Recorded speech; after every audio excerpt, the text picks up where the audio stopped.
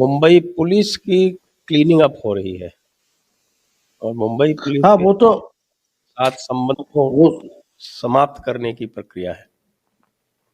बिल्कुल बिल्कुल, मैंने वो परमवीर के समय बोला था और उसके पहले से शुरू हो गए। क्या है कि ये ऐसा खुलेआम पिछले 2 दशकों से बोला जाता है कि मुंबई पुलिस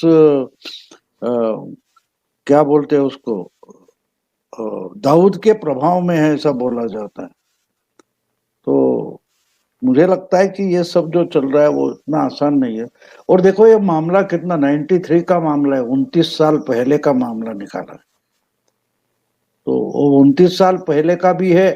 दूसरी बात तो उसमें आप और एक रेफरेंस ले सकते हैं कि 94-95 में जो क्रिमिनलाइजेशन ऑफ पॉलिटिक्स पर पूरा कमेटी अपॉइंट की गई थी नरसिंह राव के जमाने में, जी। उसके भी कुछ रेफरेंस इसमें निकलेंगे ऐसा मेरा अंदाजा है। ये नवाब का मामला दिखाई छोटा दे रहा है लेकिन आगे चलकर बहुत बड़ा होने वाला। और इसका अगर आपको कोई अंदाजा चाहिए तो नवाब को सिर्फ उठा के लेके गए थे, उसकी इंक्वायरी चल रही थी, 1-2 घंटे नहीं उसके पहले ही शरद पवार रिएक्ट हो गए। ये सबसे बड़ा सिग्नल है अगर समझना है तो। देखो अनिल देशमुख को अरेस्ट करने के बाद कुछ हफ्ते निकल गए फिर भी पवार साहब रिएक्ट नहीं हुए थे। लेकिन हाँ जी। नवाब मलिक को सिर्फ उठाया था, अरेस्ट वगैरह की तो बात बहुत दूर थी। लेकिन 1-1.5 घंटे में पवार साहब रिएक्ट हो गए और अकेले पवार साहब नहीं, उनकी बेटी रिएक्ट हो गई, उनका पोता रिएक्ट हो गया, उनकी पूरी फैमिली जो है वो रिएक्ट होने लगी। ये बहुत इंपॉर्टेंट बात है। जो है जैसे उसने राणा अयूब के लिए लिखा तो मुझे लगता है यूएन को कहना चाहिए कि नवाब मलिक की प्रताड़ना की जा रही है। नहीं नहीं, वो तो यूएन वगैरह अब ये लिबरल्स की तो बात लोग कोई सीरियस नहीं लेते। लेकिन जो ओमकार जी बोल रहे थे, ये अजीब द्रौपदी है जो खुद वस्त्रहरण पर आमादा हो गई। आप एक मिनिस्टर जिसको अरेस्ट हुआ है, 7-8 दिन की कस्टडी दी गई है, उसके बाद वो रेजिग्नेशन नहीं देगा तो मत दो, कोई बात नहीं। आपको नंगा होना है तो हम क्या करें। ये बीजेपी वगैरह भी मैं मानता हूं कि नाटक कर रही है कि दे, क्योंकि जितना ये चिल्लाएंगे उतना वो बोलेंगे नहीं देंगे, और जितना नहीं देंगे उतना खुद को नंगा करेंगे। ये बात समझ लो आप। ये बारीकी से अगर इसमें पॉलिटिक्स जो है वो समझ ले तो बीजेपी पॉलिटिक्स खेल रही है। और ये इस ढंग से एमवीए को, महाविकास आघाड़ी को उकसा रही है कि बिल्कुल रेसिग्नेशन मत दो। अब देखिए जितने दिन ये लंबे रोकेंगे, उसको अंदर मिनिस्टर करके रखेंगे, उसमें बेआबरू कौन होने वाला है। बीजेपी तो होने वाली नहीं, और ये तो बाहर आने वाले नहीं है। सही कहा ओमकार जी ने कि ये खुद क्या समझते हैं कि महाराष्ट्र पुलिस या इनके महाविकास आघाड़ी की पुलिस है ईडी। अरे आप तो अभी तक परमवीर को हाथ नहीं लगा पा रहे, हाथ नहीं लगा पा रहे।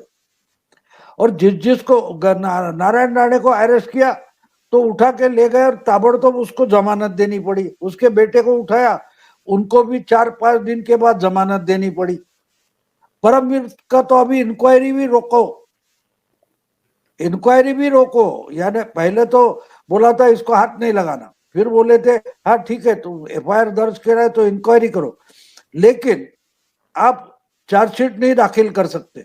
उसके बाद कल परसों का आ गया कि नहीं नहीं नहीं नहीं, आप तो अभी इंक्वायरी की बंद कर दो।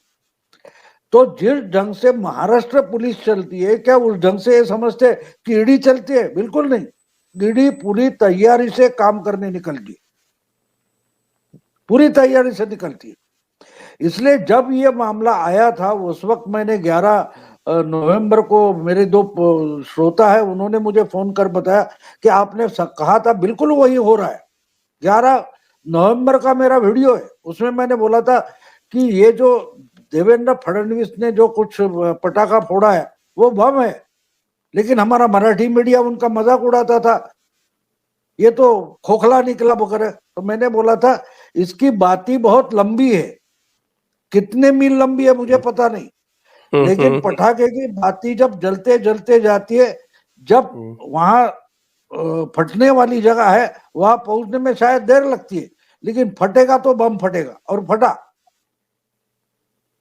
अब एक बात आप और समझ लो कि इसमें पवार साहब झट से क्यों आ गए, क्योंकि ये मामला 93 बॉम्ब ब्लास्ट से है, और 93 का बॉम्ब ब्लास्ट जो हुआ था वो पवार साहब चीफ मिनिस्टर बनने के बाद सिर्फ 6 दिन में हुआ था, 6 दिन में हुआ था।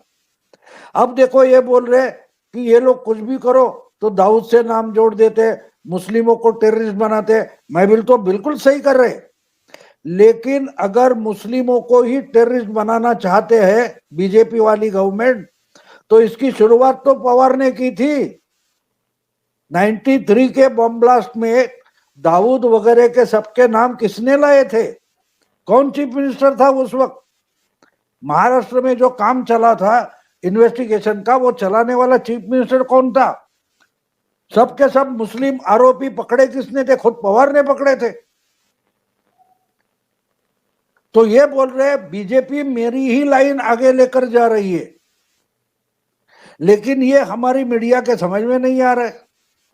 पवार तो खुलेआम बोल रहे हैं कि बीजेपी ने, मैंने जो काम शुरू किया 93 में, वो बीजेपी आगे लेकर जा रही है, हर चीज में मुस्लिम आरोपी बनाती है, उनको ही दहशतगर्द बनाती है। ये हमारा मीडिया नहीं समझ रहा है, लेकिन पवार साहब तो खुद बोल रहे हैं, और उन्होंने खुद ये 93, 94 में मुझ पर भी बहुत सारे आरोप होते थे, ये कल उन्होंने पहली रिएक्शन में कहा है। तो ये बात हमें समझना जरूरी है कि ये मामला दिखता है उतना आसान नहीं है। जैसे खेल शुरू हो जाता है तो पहले एक आधा प्यादा हिलाया जाता है, दूसरा मोहरा आगे किया जाता है, इस ढंग से चल रहा है। और पवार साहब की पूरी पॉलिटिकल लाइफ में पहली बार कोई उनकी तरफ मुड़ रहा है। मैंने तो मेरा वीडियो रात को डालूंगा, उसमें बोला भी है कि बात निकली है तो बहुत दूर तक जाएगी, ऐसा हिंदी में कहा जाता है। लेकिन पवार साहब समझते हैं कि ये जितनी दूर तक जाएगी उतनी मेरी करीब ही आएगी। ये पवार साहब जानते हैं, ये बात दूर तक जाएगी मतलब मेरे करीब आएगी, यानी पवार साहब के करीब आने वाली है। ये इसमें का सबसे बड़ा पॉइंट है। संजय राउत का एक ट्वीट पढ़ता हूँ, वैसे तो वो मराठी में है, आपने पढ़ा होगा, मैं उसको अपने दर्शकों के लिए हिंदी में ट्रांसलेट करके पढ़ता हूँ कि क्योंकि वो महाविकास अघाड़ी से सामने से नहीं लड़ सकते, इसलिए वो पीछे से अफजल खां की तरह वार करते हैं और उनको एक मंत्री की धोखे से की गिरफ्तारी में खुशी मना लेने दो। नवाब मलिक का इस्तीफा नहीं लिया जाना चाहिए, हम लड़ते रहेंगे और जीतेंगे। कंस और रावण भी मारे गए थे, यह हिंदुत्व है, जय महाराष्ट्र। नहीं, फिर से मुझे सुनने को नहीं मिला, फिर से रिपीट कर दीजिए।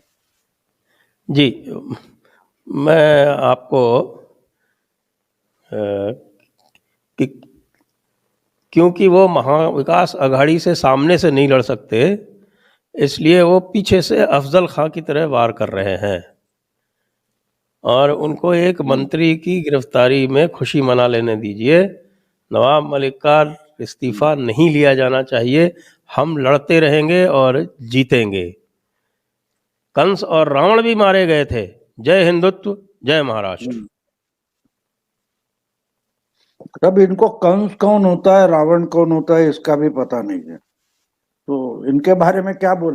देखो, संजय राउत की जो बुद्धि है वो इतनी वीक है, दुबली है, कि जो शब्द इस्तेमाल करते हैं उनको ही पता नहीं होता। अभी उस दिन मैंने उनका जो राहत इंदौरी का उन्होंने निकाला था, क्या शाख से गिर जाए वो पत्ते नहीं है हम, आंधी से कोई कह दे औकात में रहे। अब दुनिया में किसी भी ये शायरी में ठीक लगता है जिंदगी में हमने कहीं सुना है कि कहीं आंधी को किसी ने औकात में रखा है? और शायरी और रियल पॉलिटिक्स में कितना फर्क होता है। अब ये इसी ढंग से महाराष्ट्र चलाते रहे, इसलिए बार बार चक्रवात आ गया, आंधी आ गई, बाढ़ आ गई, महाराष्ट्र पूरा धुल गया है। और ये बोलते आंधी से कोई कहे औकात में रहे, यानी वो भी काम मैं नहीं करूंगा, दूसरा कोई करे। आंधी से कोई कहे तो तुम ट्वीट भी क्यों करते हो भैया? अरे कोई तो मेरे लिए ट्वीट करे, ऐसा ही बता रहे ना। यानी इंसान निर्बुद्ध होता है तो कहां तक पहुंच जाता है, इसका ये नमूना है। आंधी से कोई कहे तो तू क्या करेगा भैया? कोई यानी आंधी को धमकाना है तो ये खुद को दाऊद समझता है और बोलता है कोई शकील, कोई छोटा शकील आंधी से कह दे। ये क्या बात हुई? ये क्या खुद को दाऊद समझता है? क्योंकि दाऊद तो सामने आता नहीं, दाऊद के नाम पर शकील धमकाता है। इस ढंग से ट्वीट करते, कोई आंधी से कह दे वारे। तो इन पर चर्चा भी करना हम मुझे कभी कभी अपनी क्या बोलते बेआबरू होना लगता है। यानी कितने मूर्खता से कोई शेर कहाँ पेश करता है। तो ये रावण, अफजल खान क्या क्या बोलते रहते, इनको क्या मालूम है इसमें? इनको क्या मालूम है? और देखिए इसमें एक बात और समझ लीजिए, अभी अभी मेरा ख्याल है बाला साहब का जन्मदिन था या ऐसी कोई बात थी।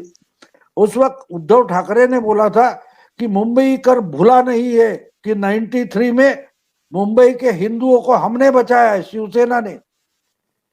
तो मैंने उस वक्त वीडियो किया था, बिल्कुल सही बोल रहे हो आप, मुंबई तो शिवसेना ने बचाई थी, लेकिन उस वक्त नवाब मलिक कहां थे?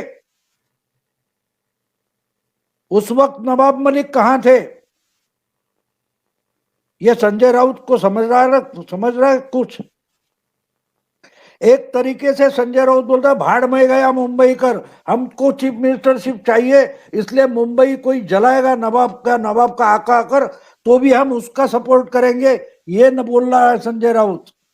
यानी अगली बीएमसी चुनाव में शिवसेना को डुबाने का पूरा प्रोग्राम बना लिया है इन्होंने। किस ढंग से आप बोलोगे कि मुंबई हम बचा सकते हैं? अरे आप तो डुबाने वाले को बचा रहे हो, बचाने की बात कहां आ गई?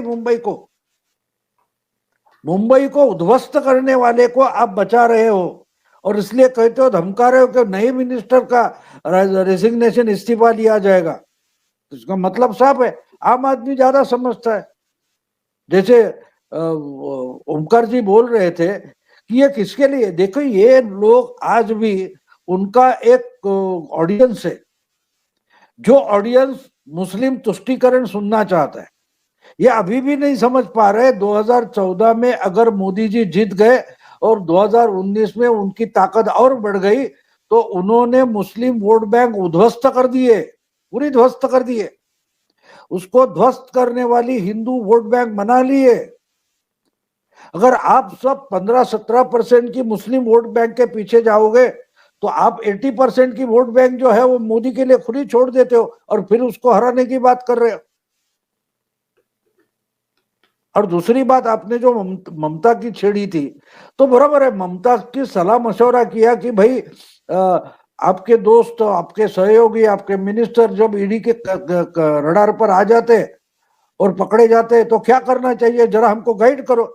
इसमें तो पवार के पास कोई ज्ञान नहीं है, इसलिए शायद ममता से कांटेक्ट किया होगा कि हमें कुछ गाइड करो इसमें, क्योंकि सौगत राय, बहुत सारे कोई थे ना इनके शारदा नारदा में, तो उसका एक्सपर्टाइज ममता के पास है, इसलिए उन्होंने ममता को फोन किया होगा।